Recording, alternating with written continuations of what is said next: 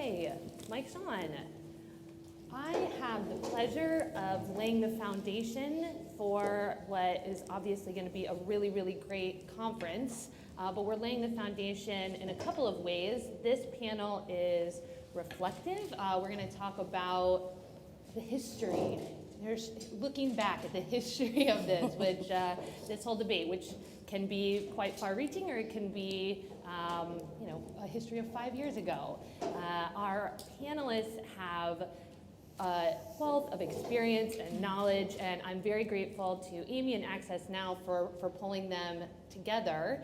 I'm going to do quick introductions, but please look them up. Jules Polonetsky is the CEO of the Future of Privacy Forum. He was the CPO, the Chief Privacy Officer at AOL and DoubleClick. He was the Consumer Affairs Commissioner of New York and was a New York State legislator, and probably some other things, but I don't know how many lives you've lived. Harriet Pearson is the lead on at Hogan Lovells Global Cybersecurity Division. She is their first innovation and new ventures partner for 12 years, I think 12 years. She was the CPO for IBM. And Susan Lyon Hintze is the founder of, she put the pronunciation on Twitter, so I know. But she is the founder of Hintze Law, has been working in this space for almost two decades, and has been privacy counsel at Microsoft, privacy counsel at Dell, and has been co-chair of the privacy team at Cooley and co-lead of the privacy team at Perkins Coie. And last but not least, on the end, you feel very far away, Jasmine McNealy is an assistant professor at the University of Florida in the Department of Telecommunications. She has a JD from the University of Florida and a PhD in mass communications also from the University of Florida, and has been doing research across a number of fronts, and her area of, the main focus of her areas are privacy, online media, and communities. So a lot of different angles, a lot of great experience. But since we're talking to some people who might call themselves privacy people or privacy professionals or privacy scholars, the first question I want to pose is how that came to be a possibility, how that label came to be something that you could claim and people would understand. And I'm going to pose this question a bit to Harriet, because she has had an important role in kind of formalizing the privacy professional. But please also, I would love to hear from other people about how they kind of came to call themselves a privacy professional. But Harriet, can you tell us a little bit about IAPP? Sure, I'll start there. So privacy is in the air right now, and the International Association of Privacy Professionals, which is a membership organization supporting people who work in the area of privacy in a hands-on sort of way, and others who advise and others who are interested in policy, is, I don't know, how many people are in it now? Like 50,000. Many thousands. So go backwards in time, and it was a fine spring day probably in the year 2000 or so, and 10 or 15 of us got together for coffee and said, all of us are working somehow in the field of privacy, and over the last several years, in the late 90s, we found ourselves being responsible for the issue in our organizations, and it would be nice, humans being social creatures, to share practices and figure out how to define the work that we need to do in order to protect privacy and enable the appropriate usage of personal information in organizations and in sharing arrangements. And one thing led to the other, and the organization that was a predecessor of IAPP was formed, and IAPP ultimately was formed, and its growth since then signals something. What does it signal? I think we could take away from it a few things. One is that the formalization of the activities needed in companies to express and to manage and to deal with the issue of privacy has grown by leaps and bounds. And we are in a very different place in 2019 than we were in 1996, which is when I first started working on privacy. Went to my first privacy conference in Montreal, actually. Another one here in Washington, and there were probably 100 people here. And it was financial services, credit bureaus, telecommunications folks. That was it. A couple of IT companies. I happened to be in one of the IT sectors, and it was the birth of the web in the mid-90s.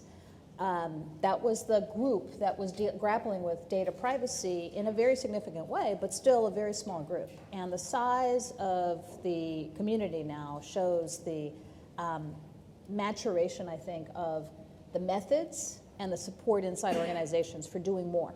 And I think that's a good thing. I'll add that I think I really appreciate that you. And Jules, that was about the time when you and I met. Yeah. Were you at the coffee? Were you at the coffee? You might have been. We have plausible deniability, these things. Who knows? I appreciate that you're starting with sort of the history of privacy in some ways, although there are some folks in the room who go back to the early Privacy Commission and so forth, because I think many of the people coming in now that there are jobs or there's new news or there's GDPR compliance to do, are coming to a place where there's this, here's the EU, here's the US, and maybe don't fully appreciate the incredible history, pushback, debate, challenges and debates, not just because we had a key role in developing the fair information practices, but the pushbacks and the debates on social security numbers, on issue after issue. Sarah Igo's book does a phenomenal job at sort of tracing what seems like deja vu, the mistakes that we keep making over and over again. So we can maybe share some thoughts that are, are we still making the same Groundhog Day type mistakes and replicating and avoiding privacy problems that couldn't happen before? So I came to privacy as a Consumer Affairs Commissioner for New York City, and it was certainly a time where, I remember we wanted to sue eBay, and we couldn't figure out how, because they were an internet company, and we regulated licensed New York businesses, cafes and retailers who were claiming they were going out of business, and here was this internet company that was allowing the sale of fraudulent items, Babe Ruth's first baseball, multiple times at the same time. So clearly, it couldn't be a one-of-a-kind item if there were 12 auctions on eBay. And we're like, and I remember I was a Democrat in the Republican administration, and I remember we started to put together some case, and one of the ardent Republican deputy mayors heard, that I was going to sue eBay, and went to the mayor and said, we shouldn't have hired this Democrat. He's gonna chase these businesses out of New York, right? And so it certainly was a time where people, were first trying to get their heads around it. What was helpful to me coming in as somebody who played a role publicly, leading consumer protection, was that that's what tech companies certainly thought privacy was. It was a consumer protection issue. The statutes that were, being used that they had to worry about were consumer protection statutes. And obviously in lots of people's framing, that's still the case, and some people want that to always be the case as opposed to a rights-based conversation. You come out with obviously very different outcomes when you come to something with a rights-based as opposed to, just don't hurt anybody and then it's fair business practice. So when I came into DoubleClick, it was following their merger with Abacus. Today, obviously, we are aware of the wide range of data being linked and appended, the second you hit a web page. DoubleClick at the time, working with other companies to track users, placing cookies, creating clickstream profiles, was creating some debate. There was certainly, advocacy groups who were saying, well, I don't really like that, but is it the worst thing? Maybe it's just cookies. Is it really personal? It was sort of the beginning of people starting to really focus on it. But when DoubleClick purchased Abacus, right, the database company that had a collective of information that people shared if you were somebody who had ever purchased from a catalog, all hell broke loose. And it was sort of novel. Wait a second, newspapers are running front page stories, not about the stock options and the internet fortunes that were being made by the new entrepreneurs, but wait, people actually care enough about the fact that this sort of geeky sort of thing, some data is being appended, and it's now different somehow because you're really going to be personally identified, or you're really going to have all this additional data. It was a little bit of a wake-up call to the sector that, this actually matters beyond sort of the tick box sort of am I following consumer protection laws. This is not an internet tech story. This is a front page story. This froze their stock on the NASDAQ. It led to multi-state litigation. So it was, I think, sort of the first stage of companies realizing that it wasn't all about the glamour of tech, that there really was a serious backlash if you misjudged what advocates and policymakers wanted to do. I think that so far we've gotten two slightly different takes on the role of business, and I think we've got more on that question that is really is really beneficial to understanding the current moment where we're quite tangled up. And I don't think we actually have anyone on the panel who wants to speak or wants to speak directly to experience in the government with government data. And so we are probably just going to stay on this path for most of the panel, which is great for, again, the tangled mess that we're in today. I'll say this little thing, somebody who ran a city agency, I at the time would have been shocked, and I think many regulators, today are shocked at the notion that the data they hold to do their regulatory job is something that ought to be limited or looked at in any suspicious way, right? We had a lot of data and we used it in our investigations to, do our enforcements. And if somebody had come to say, well, yeah, about all those records, and yeah, you've got actually data about a lot of individuals, we'd say, no, we are the good guys and we go against the bad guys, we protect consumers with that data. And so today, as you see, certainly regulatory agencies regulating rideshare, regulating, insurance, sort of assuming that there isn't any reason to scrutinize their use of data and sort of take off, no, you're not, you might be a smart city player, you might be a DOT, and you want to, help people get around, but guess what? You're collecting an awful lot of data, and we actually want to make sure you're, restricted or limited or have the right level of oversight, or don't share it with other government agencies. Obviously, the law enforcement debates have been happening for a while, but for a lot of the other regulatory agencies who haven't been at sort of the edge of, come back here with a warrant, really, I believe this year and next year, as those regulatory agencies, seek to grab data and use data, that really will be one of the big sources of tension.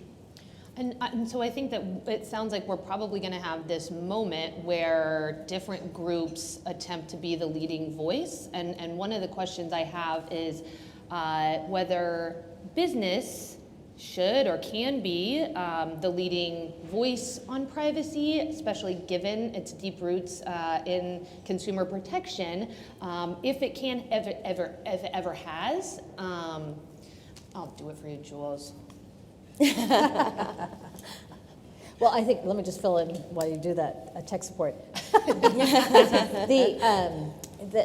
have been, in any environment where there's going to be regulation, those who are going to be regulated need to have a very robust role and a participation, because that ultimately needs to guide the practicality, the workability of anything that is imposed. And I think there have been moments, though, where beyond the informational engagement of a regulated, potentially regulated community, there have been moments of saying, let's kind of set the standard. Let's move ahead and try to create a framework in which there could be this dreaded word I'm going to use, it, self-regulation. Let's start with some self-regulation, see how it pans out, see how it works, and then see what else we need to do. And I think there have been, in the privacy debate, I can't speak to before 1996, although one can read the history of those periods as well. But what I can speak to is that last number of 23 years, there have been moments where industry has moved forward and said, well, here's a framework, here's a thing, here, let's see how this works. And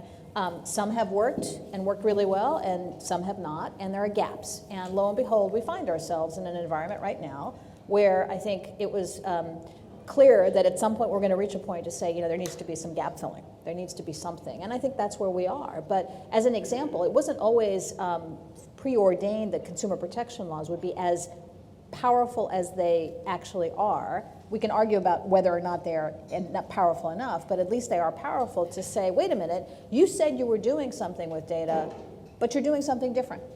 And what you said is not fair. It doesn't rise to the right level. That kind of transparency was not a foregone conclusion, and indeed it was in the mid-90s, late 90s, when a group of leading companies got together and said, there ought to be disclosure. And you can debate again whether disclosure is enough, but notice and a chance to choose is at least a foundation for privacy law, privacy practices. And I remember, speaking of press coverage, you can find this somewhere online. Front page, top of the fold Wall Street Journal story, I think it was 97, 98 or something like that, IBM, where I was, we announced that the company would no longer buy online advertising unless the sites on which the company advertised would post a privacy policy. Do you remember that, Jules? And it's hard to imagine. Front page, top of the fold, Wall Street Journal article about that. That's how far we've come, right? We went from having very little transparency and a market mover. I think IBM was like number 2 to Microsoft in terms of ad buying at that moment in time. It changed the market overnight. Everyone started posting privacy policies, and a group of leading companies endorsed that and also was moving forward with that notion of transparency to say, if we don't have transparency, then we don't really have the ability to build a trust in an ecosystem. And that kind of transparency then creates a hook for consumer protection laws to come in and work, because they are, those laws are going to say you didn't do what you said you were going to do, and therefore we can prosecute you. It was a virtuous cycle in a way, and fast forward, we have a lot of transparency, too much transparency perhaps, for a normal person to engage with it, but it's a foundation. And so what do we do with it, I think, is now, kind of the lesson I draw with it. Now what? And I'd also note that in addition to setting standards, industry setting standards, industry has, going way back, has proposed legislation as well. Microsoft was proposing federal privacy legislation going back as far as 2005. Lots of different historical reasons why that didn't succeed. I was there during part of that time, and it was quite a battle at that time to even suggest such a thing when the talk was really more around self-regulation. But Microsoft, with its history of antitrust regulation, really understood that you need to get ahead of these things, and they could see the train coming. Unfortunately, I think they saw it coming way too soon. And then, in addition to that, when I was at both Dell and at Microsoft, both Dell and Microsoft and a lot of other industry players, I'm sure IBM as well, were proposing other types of legislation as well that really, I think, helped set some of the standards for consumer protection. Obviously very sector specific, but like at Dell, one of the biggest issues they had was spyware. And so they were very big proponents of anti-spyware legislation. Microsoft, the same thing, and anti-spam legislation. Their industry's input into that, I think, was really helpful in shaping the laws that now exist today. Same thing with data breach notice laws and helping shape those laws.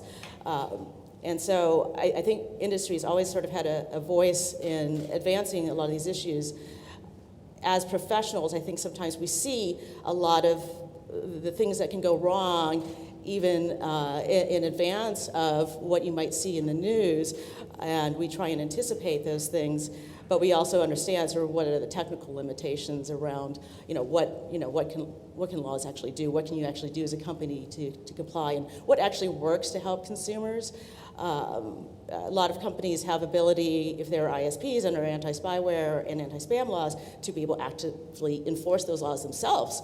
And they brought a lot of lessons learned and help advance a lot of the protections around consumer protection. So I think we can't miss the fact that industry has been involved with not just industry standards, but also proposing a lot of the laws that have come about. So.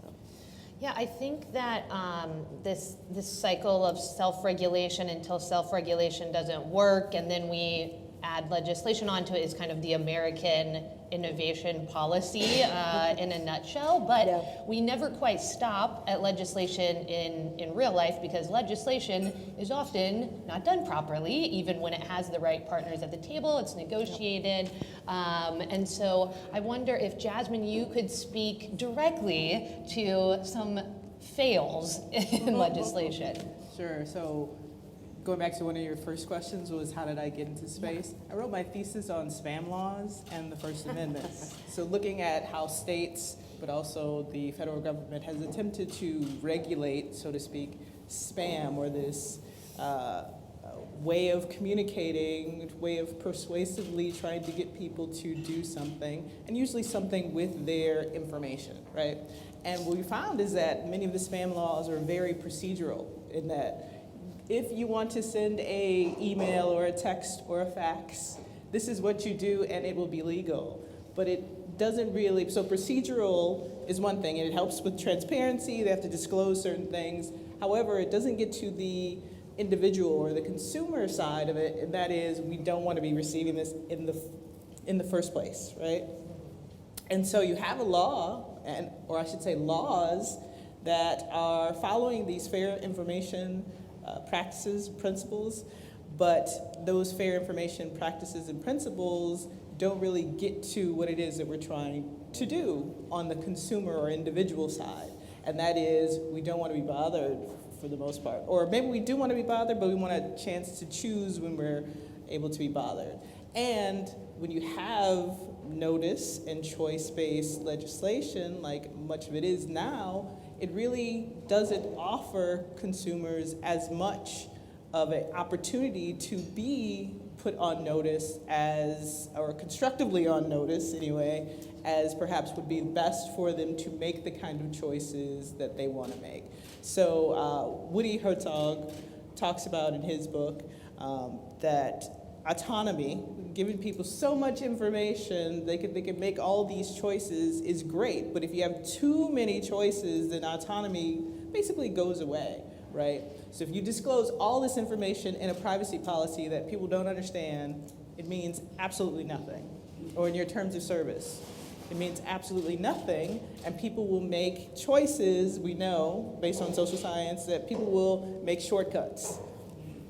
Or they will not even read it and click on it because they have to use it, or they want to use it, or they'll lose out if they don't use, whether it's an app, a website, or some other kind of communication technology. And so we have these kind of failures in legislation, like multiple failures in legislation. Now that doesn't mean like failure, I don't want to say like failure as in, the people who are making these are terrible people or bad or whatever, but it's just that the outcomes from that legislation weren't as strong, perhaps, as consumers or individuals needed them to be to do the thing that they wanted them to do. And I think that that is why one of the conversations in front of us that we keep seeing on the Hill is, should this look more like the EU? Should this be rights-based instead of consumer-based? Do we need to look at this differently because focusing on the consumer doesn't quite capture what we're trying to achieve with American privacy, and we don't quite know what that is or what that's going to be. But I get the sense that that relationship has taken a lot of turns, and there is a lot going on. I think it's obviously it's quite old, and privacy is a very international, global concept. But I wonder if any of you want to speak directly to your experience in either practice or as an advocate with that dynamic between the EU and the US. How has the EU mattered in your work, and how do you think it matters to American privacy? I'll start. Just to say, obviously the EU is an enormously important jurisdiction place for data privacy. Going back a little bit in history to the deep, deep origins of fair information practice principles, as you can read, kind of come out of the US and 70s, 60s, and 80s, the work on instantiating and creating a set of principles that could guide practice and that could go into the Privacy Act and inform other things came out of the US, internationalized. Europe, fast forwarding, enacted and adopted the European Data Protection Directive in 1995 and taking effect in the year 2000. Back in the late 90s, the clock was ticking.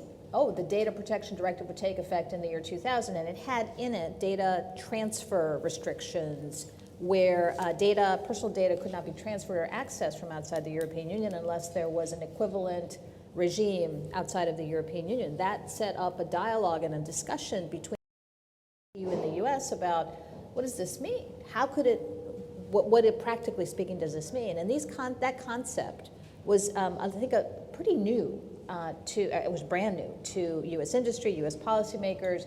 And there was a very vigorous discussion back and forth about how do we set a platform for this to be implemented in the EU without disrupting and without imposing undue kind of burdens on those who would access and move data. I would say that was 1999-2000, a very constructive dialogue between the EU and the US to create a framework, and that's the Privacy Safe Harbor, which was created as a policy framework, ultimately, of course, invalidated under EU law when challenged many years after, but at least it set up a framework. For if you're going to access data in the EU, you have to pledge to abide by certain principles that are roughly equivalent to the EU. There are all sorts of reasons that's not a perfect framework. It wasn't a perfect framework. Fast forward, we now have the EU-US Privacy Shield, which puts in place more elements in it to create an equivalent to the current EU law. That discussion about the data transfer aspects has really been the heart and soul of the interaction between the EU and the US on data privacy, because that's really the thread between the two jurisdictions that really matters for, let me call it, interoperability or the ability to interact if you're an international organization. But the principles and the hard requirements set in regulation as part of the directive, and now the General Data Protection Regulation, really have driven international companies to put in place more process, privacy compliance programs, and I think the growth of the privacy field has been enormous in the European Union, in addition to the US, driven by the presence of regulation. With the GDPR being adopted more recently and taking effect very recently, with penalties that are very significant, as you probably all know, up to 4% of global revenue, I would say that the seriousness of efforts to comply in Europe have taken a jump up, if I can say it that way, in a way that we hadn't really seen before. So in terms of practical impact, I would say the European regulatory framework took a jump up in terms of its seriousness just a few years ago, frankly. It was in place, but I would have argued all along that what was going on in the United States with US-based activities and what was going on in Europe were pretty similar, and actually in many ways the US was ahead of Europe in terms of its operationalizing privacy. That changed with the GDPR and the penalties framework. So a couple of quick notes. When I first visited European regulators 20 years ago, explaining the US advertising business model and said that we thought self-regulation was a good idea, it was as if I'd said, we don't need laws protecting against discrimination based on race or sex or anything, because the market will work it out and it's good for innovation, and that's how we move so quickly. And they looked at me like I was a brute, like this ugly American, because I didn't think about privacy and data protection in the same way I thought about protecting those other rights.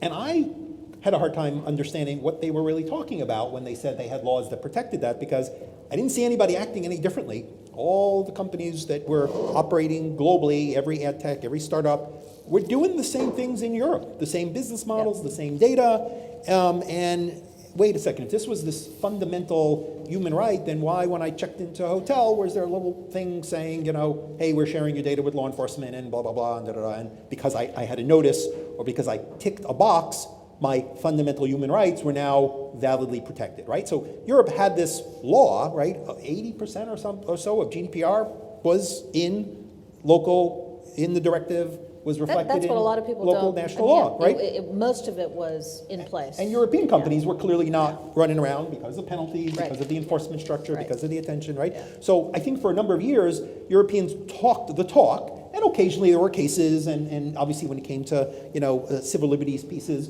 but there was this dichotomy of sort of talk about privacy as a fundamental human right, and then kind of what you saw on the ground, which was companies generally acting the same way, globally, for better or worse, and US folks saying, well, it's just a cookie, it's just an email, right? But I think where we are today, we all recognize that come on, it's not just about a tick box and whether you get, email because you opted in or out, right? It is about microphones in my home. It's about, both the incredible things that can happen, as certainly an optimist in this space, by using data in ways that hopefully will make advances in healthcare and transportation and so forth. And oh my God, the Orwellian things that you don't need to be an advocate or a privacy zealot to say, oh my God, my toys have, speakers and everything has sensors and that's a lot of information. And oh my God, Jeff Bezos' emails and this person's texts and so forth, right?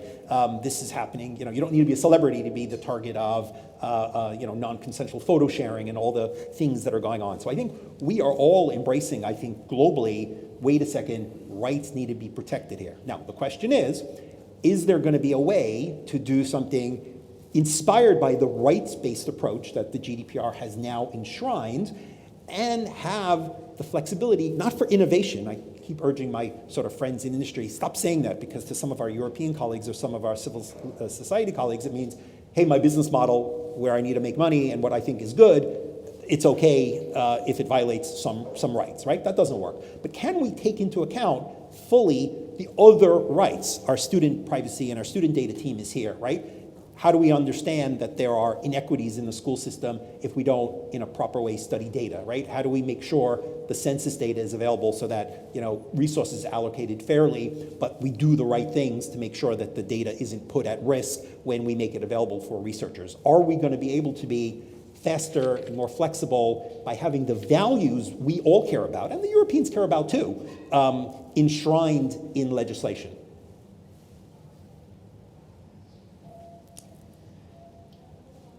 Others? I just want to layer on to what Harriet said earlier with respect to the EU-U.S. relations and the development of Safe Harbor and SHIELD, and just sort of mention what probably a lot of us already know, but adding a little bit more flavor to it. Talks around U.S. Safe Harbor started back like 1990. And so sort of the framework around what U.S. EU Safe Harbor was began pre 9/11. And so what we ended up in place, I think, with Safe Harbor when it came into effect in 2000 was something that didn't really anticipate a lot of the concerns that developed about privacy after 9/11 when the Patriot Act was put into place. There was sort of a subsequent backlash to the heightened security, which people felt was perhaps an impingement on privacy. Europeans were concerned about the Patriot Act as, possibly the U.S. being able to spy on information that was being held in the U.S. And so I think, perhaps if those concerns had been taken into consideration with Safe Harbor, maybe it would have survived. And so then, subsequent to that, of course, you had the Snowden revelations, which just really escalated, all the concerns.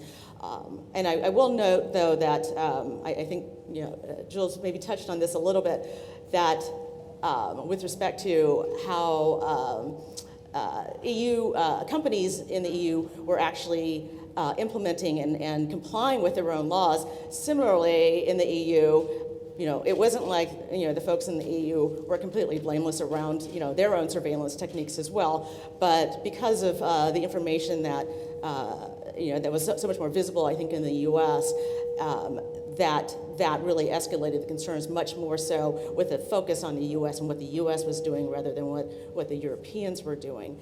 And that sort of background and history of what was happening politically was, what I think drove subsequently SHIELD to have to be put in place. And so I think it's important to think about all these political and historical things that happen and how these things can shape and create an environment where certain privacy laws would work and others will not.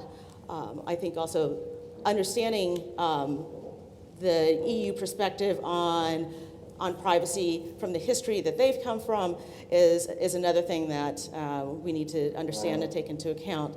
And as a professional, when I was trying to implement EU regulations and laws and compliance within our organizations, one of the things that I was constantly hitting up against was this cultural divide of in the U.S., we just didn't think about the sort of privacy concerns that they did in the EU because we didn't come from that sort of historical perspective.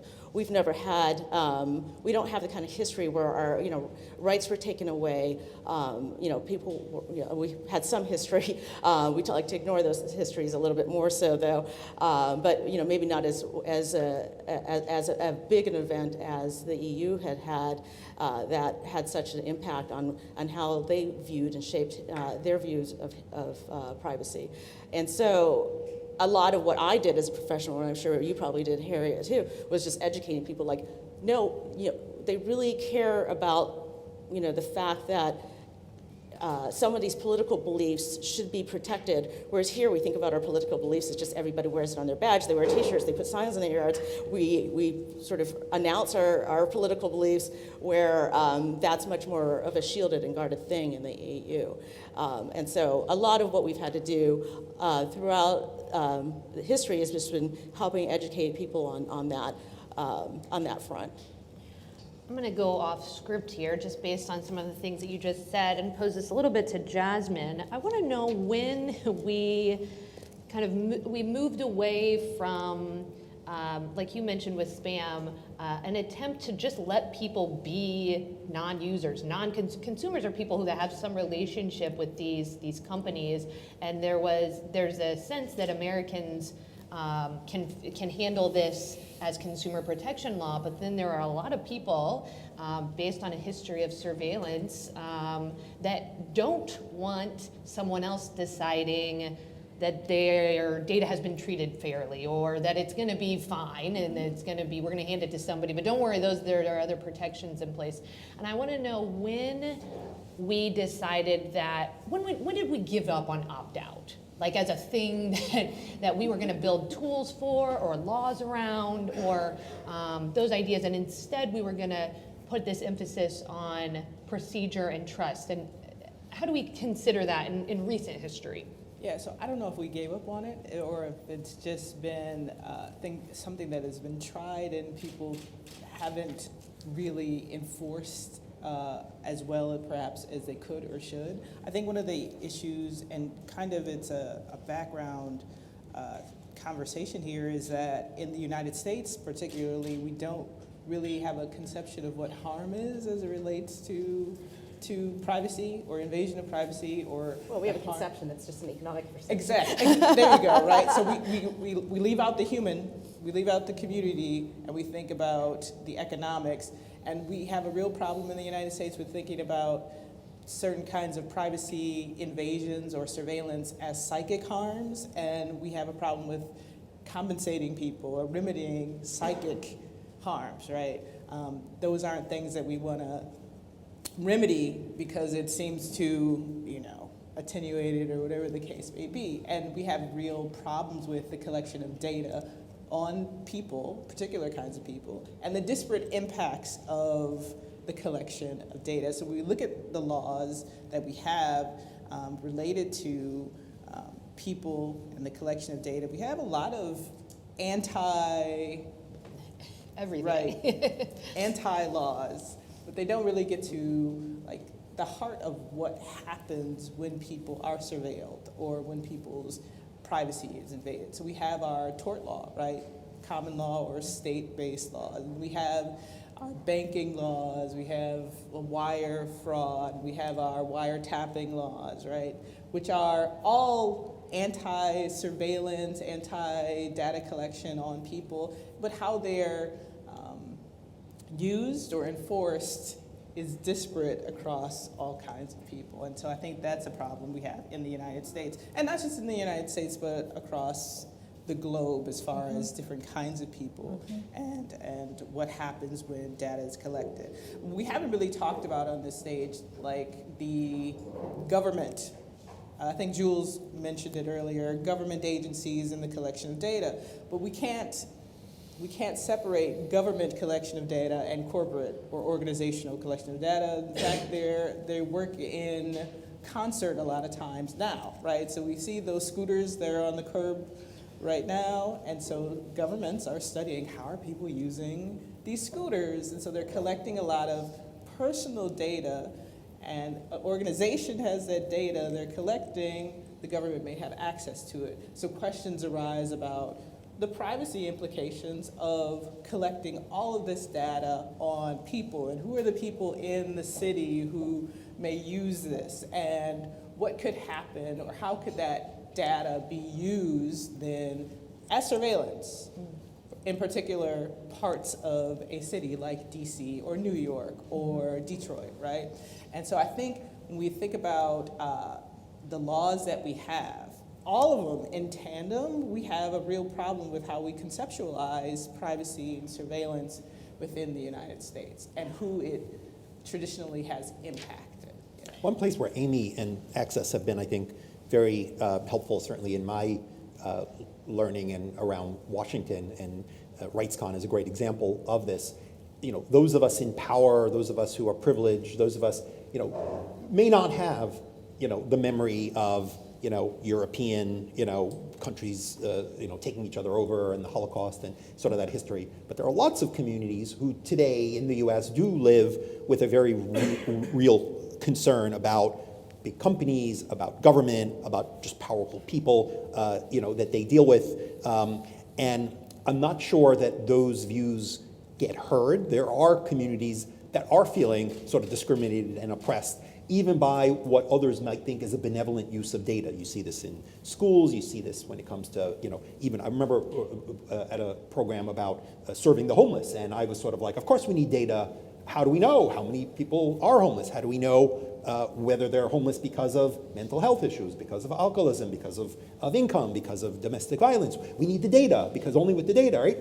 And the people in the room weren't all that sure that the powerful agencies who were serving them, even the big not-for-profits who were mission-driven, who were serving them, should have all that data about them, that it truly would be used for them and not as just another way to sort of restrict and oppress. And so I do think there's a lot of, frankly, you know, that sort of oppressive use of data, or at least people certainly feeling that doesn't get into the broader tech debate where it's all about, you know, the newest gadget and wait a second, what impact is, you know, truly on broad populations. But when you're doing business globally, as so many companies are, Leah Kistner did a lunch and learn for our team yesterday, and sort of one interesting lesson she shared from her sort of Google lesson, and I hope I won't steal one of her points, was that, you know, when you're doing business broadly, that ends up being a lot of people who are in that particular, you know, niche thing. It's now millions of people who are going to be hurt by that, as opposed to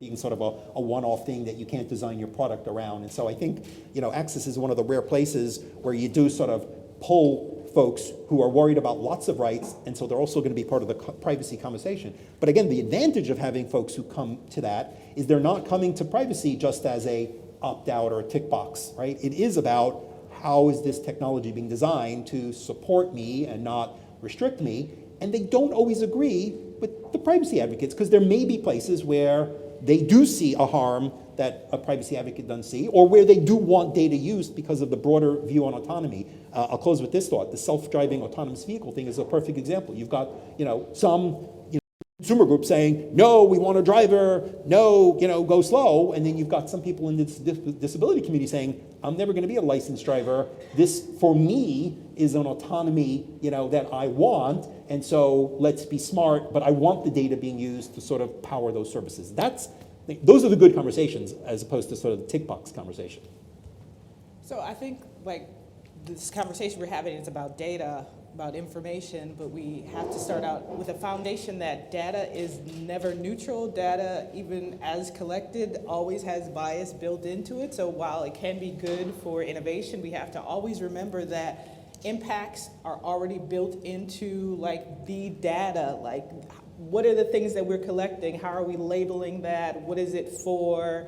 How are we even structuring it? It will always, always, always have within it some inherent possible impact. The nuance that your comments described in yours, Jules, I think comes back to what do we learn from the last whatever number of years, and this is an incredibly nuanced field, because all the inputs are, you know, multivariable and complex, and I think the challenge as we go into a more regulated space, I mean, there are dozens and dozens of privacy laws that of whatever, reading, video watching, other things, right? We have all that, and we have underlying it some common law protections, all of that, and it's not enough. Clearly. It's too much of a patchwork. It is a patchwork, but we're not getting rid of the patchwork. There'll be a discussion later about preemption, perhaps, and preemption may help sort out a little bit, but we have a lot, and we're probably going to get a little bit more, or a lot more. A couple of issues have always been very tough here, at least for the business community from a practical standpoint, when you have to live with these laws and work with them and make them come to life. One is scope, which is, 20 years ago we were arguing, kind of trying to figure out, well, what does online mean? Online, and online means everything, really. Online, it's very impossible to distinguish between data collected online and data that's kind of elsewhere, because everything is online. And so, the scope of what we try to encompass in a law or new laws is really important. And the second is this nuance point, which is once you have it, the beauty of the European framework is that it is risk-based, and there's a lot of reliance on individuals to make determinations, individuals and organizations, and individuals to make determinations and say, well, we've thought about it, we've considered it. A more U.S. sensibility, it seems to be, in my experience at least, tell us what we need to do, and we will do it, and then we'll do it. And that's really tough, particularly if regulators and enforce, did you do it? And you get check the box, and then you don't have as much of the nuance in this. So that's something to guard against, I think. At least what's one of my lessons learned is how do you actually enable the multiple points of view, the debates, the calculation about what's the appropriate right thing to do, as opposed to saying, what do I have to do? Yeah, I think that historically speaking, one thing that all of these groups have in common is that it is not a high point for trust in anybody right now, and I think has some part of, it will tell some part of this story and how we get regulation and what it looks like. And I wonder how we are to understand trust and this political moment and trust as it existed before, and our willingness to self-regulate and use tools like rights, thinking about rights, we don't need rights maybe, or tools like technologies, and how we should understand them now. So how we understood the ideas of rights and technological tools to either enforce those or serve some other role in data protection, and how we are understanding technology and rights today. I'm thinking particularly about the efforts around do not track here in the US and in the EU. We still haven't nailed that one. We've missed so many opportunities, I think. Everyone who kind of wants the world and privacy to be at least a little bit better than before, because folks at extremes haven't been willing to compromise. We could have had something reasonable for P3P. We could have had something reasonable for Do Not Track. We could have had something reasonable coming out of the NTIA sort of convenings. But in each side, you had some trade groups who were like, no, we can block things as long as we can. So no, it doesn't do everything. So it's a sellout to do anything less than that. I'm hoping that's going to change, and CCPA is probably some evidence. If a couple of years ago you had proposed to sort of civil society, how about a law that has nothing really to do with collection and really not that much to do with use other than some minor things, but is mostly about a very strict, opt-out, hell would have broken loose. What are you talking about?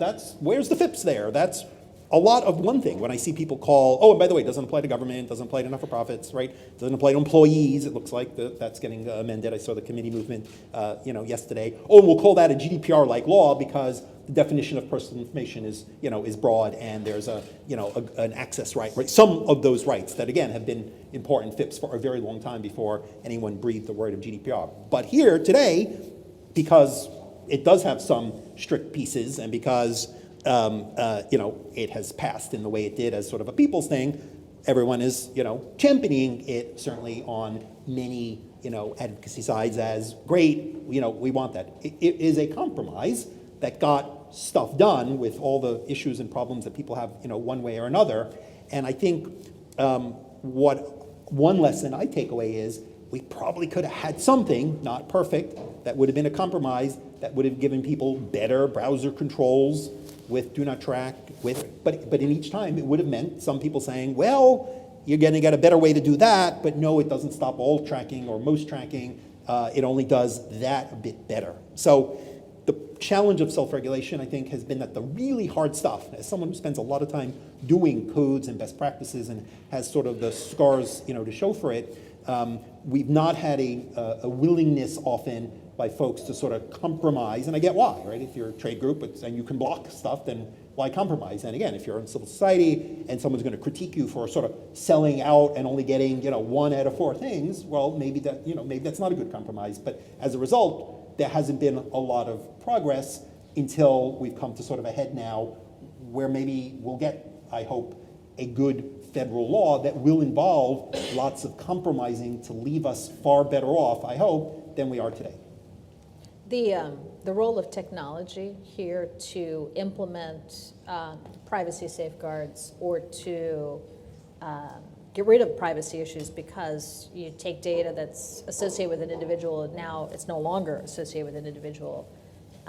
Just to riff a little bit more on that theme that you raised is something that you can't really, you have to create some sort of a market or a mechanism that says, yeah, that technology needs to be used. And as far as I know, there's only 2 ways to do that. One is to make it profitable for an organization to do it, and so that means there's a market for it, enough of a pull. The other is to mandate usage of certain technologies. And in general, privacy laws have been, thankfully, technology neutral. But you can sort of send signals that it would be really advantageous, for example, to encrypt data, as the data breach laws have done, data security, data breach notification laws have done in the United States. And we see a much more widespread use of encryption and technologies like it in order that, to mask data so that you don't have to worry about it if it does get breached.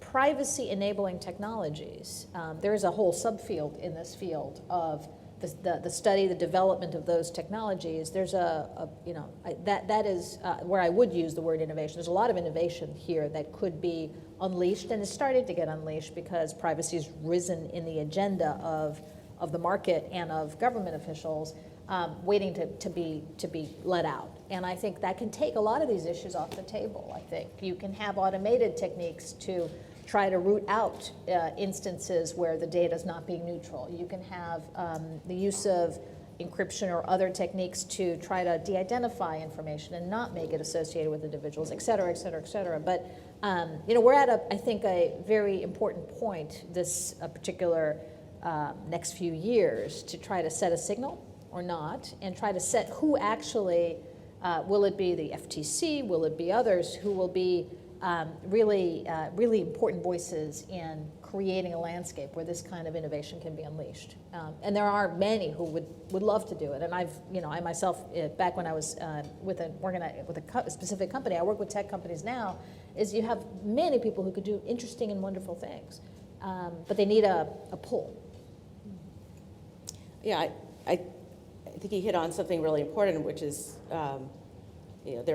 companies are really starting to focus. There's companies developing now that are just completely about privacy compliance, and we've never seen this before. Companies developing. That's a good sign. Right, absolutely. Yeah. Companies creating privacy-enhancing technologies. And then now we're seeing, of course, Apple, with its commercials touting its privacy, which is something I am just, as a professional who, has been beating the bushes, with my clients for years, trying to get them to do things. It's just so great to see, that sort of thing happening now. But, they're not alone in that. A lot of companies have, I think, realized that privacy compliance and building privacy into your products and understanding that this is a need that consumers want and have to have. Some of the news stories and developments that have happened over the last few years have really highlighted that. I think consumers are clamoring for that. Companies are finally realizing that this is a selling point. And if you're going to have a marketable product, you have to build privacy into your products. And they're using it as a competitive differentiator now, which is a fantastic thing to see. But beware, everything is now labeled organic. Well, There's a downside to There is. every Yeah. I positive. remember at AOL, the marketing team wanted to put security on everything, 100% secure, the best security. And it was like my job to be, really? Because when you say that, it actually means something. You're like, no, but consumers want that. I'm like, yeah, well, then why don't we do it instead of, saying it? And so beware, I think, as privacy becomes a selling point, everyone is now going to give you the most private blah, blah, blah. Is it really, is it maybe about trust rather than privacy that most people actually, want? We only do it with the tick box, but we're going to really encourage you to do that tick box. So we've given you the best privacy because we asked, right? Right. How do we actually design for my device? I could have the most private device, but if I turn everything on and I'm like hooked on it, and I can't, I have a 17-year-old son, right? I can't get you off of it to like look me, in the eye over dinner. I don't care how privacy friendly it is. I've just built something that is like not supporting your life and your development as a good human being. And so as data, I hate to be siloed into privacy. Again, that's why I like access, I like RightsCon, right? This is a bundle of rights, and your humanity, most of us don't want to live under a rock or on a hill or worrying about black helicopters. We want meaningful, rewarding, rich lives that are connected in a way that supports our individuality, our autonomy, and privacy is a tool to let me, modulate that. But I think we get put in a box by companies. They'll be good on privacy, but our lives could be the worse for it if they're able to design for me as the individual to make me a more wonderful person and make money doing that. That's sort of the sweet spot that I'd like to see, right? What's the device that's going to make me a better worker and a more engaged human with the right balance of information and the right controls? And Jules, you're saying trust here matters, and I'm wondering if people don't even trust what they see online is a thing, so let alone check the box and it's going to do something. You could be checking a box on a page that tells you some ludicrous piece of news, and I think it's a real challenge for for any data collector, any data processor to kind of say, I will do this, and to have that not be a suspicious, not be at least taken suspiciously by the user. And I Well, wonder, it should be viewed with suspicion. I think anytime anybody makes these promises, you got to find out what's behind that. we should all be suspicious. And that's we have a good mechanism for dealing with that, and I think that's actually a mechanism that we have in the U.S. that has been much stronger traditionally than what the EU has had, which is FTC deceptiveness actions.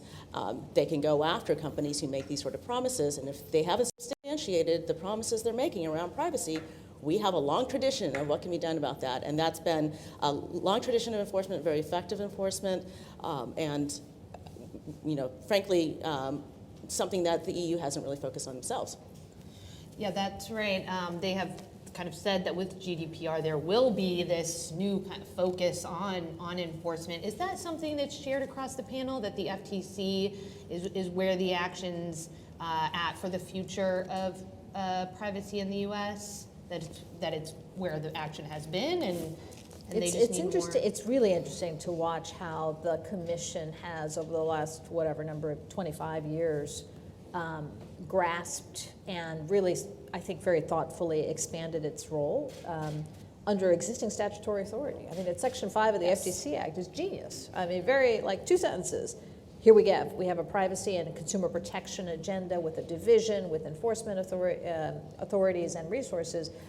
Clearly, more resources, probably good idea for keeping up with the world. And tech resources, level. which is, Tech I think, resources. pretty unique about how we approach Yeah. enforcement, really putting in place the technological tools for enforcement agencies to really understand what's going on with technology and investigate that.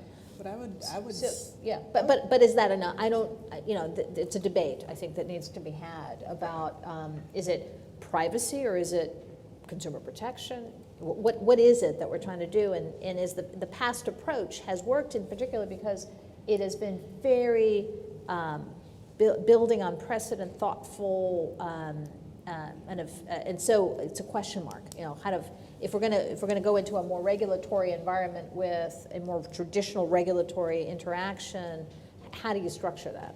So I think, right, it has been, the FTC's areas of focus have grown, and as we moved into a more tech or technical based way of people communicating or organizations communicating about their products and services, it's really been an important strengthening of their power. At the same time, I would push for more social science into their regulation. And here's why, because we know that how law or regulation thinks people behave is not how people actually behave. And so when we think about what a privacy policy on a page means, what a privacy policy in the App Store means, what a visualization of how Google uses our data means to individuals, we see that the social science literature says people aren't getting it. And so if we're going to have a deception as our basis for these actions against organizations, then we need to come up with what is our meaning of deception now with respect to these mediated spaces in which people are acting.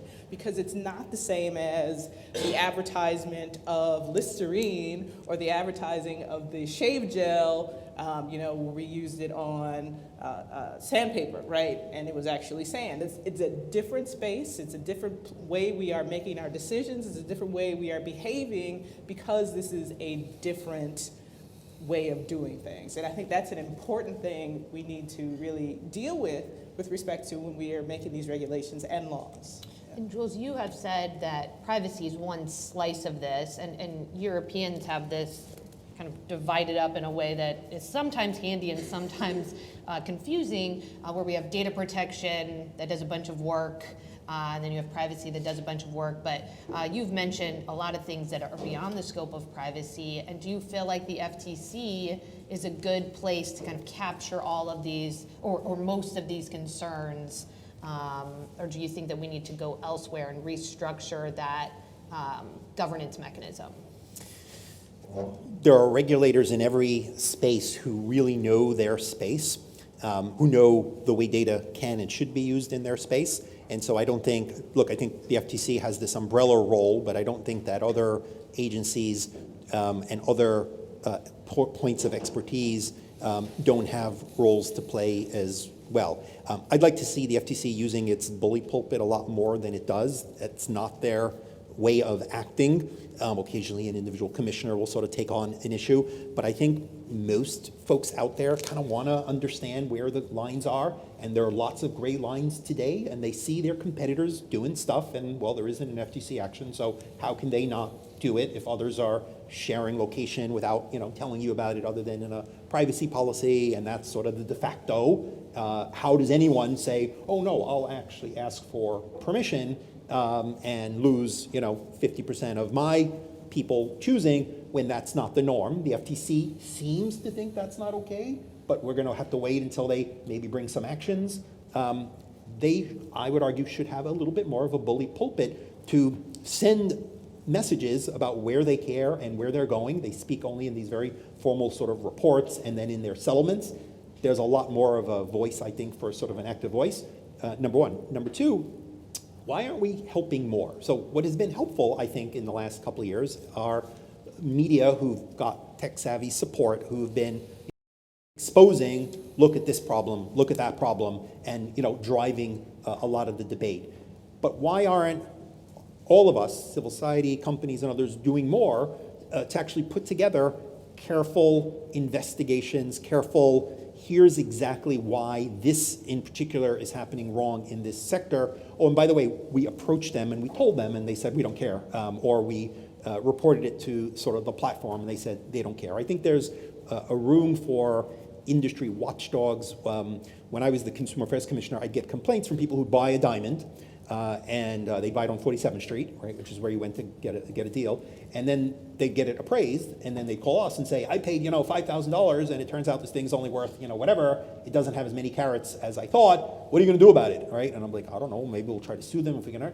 And law enforcement, So the business district was starting to really get a lot of flack and start. They wanted to be viewed as a place where you could just go and buy a diamond on 47th Street, and all of a sudden there was all this criticism that this was a dangerous place, to buy a diamond. So they hired an ex-prosecutor from the U.S. Attorney's Office, and they said, you're in charge, working for us, of making sure that there are not abuses on the street. And the best complaints they got, frankly, were from other companies in the space who were losing sales to that guy who was, selling the same diamond, for half the price and getting all the business. So they got really good evidence. They built cases. They started, however, because they wanted cooperation, by going to the bad actor and saying, we got you. We actually bought this. We appraised it ourselves. You're a crook. If this happens again, and we're monitoring you, and we're going to be doing some Secret Santa shopping, we are reporting you to prosecutors. We're reporting you to the Diamond Dealers Club, where you'll be cut off, from your access to stones. It was enormously effective. The Jewelers Vigilance Committee was the group. And so more players like that filling the gap. I agree with that. I absolutely agree with that. And I think, you'll recall, Jules, when groups of us supported and helped sponsor the creation of Trustee, which used to be a nonprofit, and the Better Business Bureau Online, which is still obviously a nonprofit, it's part of the Better Business Bureau. Those are incomplete solutions at best, right? But those are examples in more of the online context, where I don't even know what online means. But anyway, it's a kind of a virtual watchdog type of effort where it's not complete. There are so many opportunities for more of that. When DoubleClick was in trouble, Harriet fired us. And she was on my advisory board. Right, exactly. She called me up and said, listen, that was very powerful, wasn't it? I got to tell you, That's very good. please tell your CEO we're not going to be doing business with you anymore. Where we are, we're also intersecting with a radical transformation of the journal model, business model around journalism. That's the other piece of this, which is, the deep resources necessary to do investigative reporting and that sort of thing are shifting. Many of those resources have gone away, and others are shifting elsewhere, and that's part of the landscape too. But to me, it's, being optimistic, I think there are opportunities for entrepreneurialism in this space. I spend a lot of time right now helping companies who have been victimized by cyber attacks, or to help them with planning. And I will say there's a single voice in that community of cybersecurity, data security, that is got so much influence, and that's Brian Krebs. And he is a former Washington Post reporter, now a blogger, kind of an individual journalist. And when something hits his blog, and he's got a ton of sources who come in and talk to him about things, when it hits his blog, it's an extraordinarily influential event. I know government agencies read his blog and use it. So it's that can be done, and I think there are equivalents and analogs in the privacy community as well, and I think there's opportunity for a ton more. What I'm hearing is the major lesson here is that we all need data muscle, one way or another, wherever we get it. Thank you guys so much for contributing to the panel, and thank you all for being here. Thank you.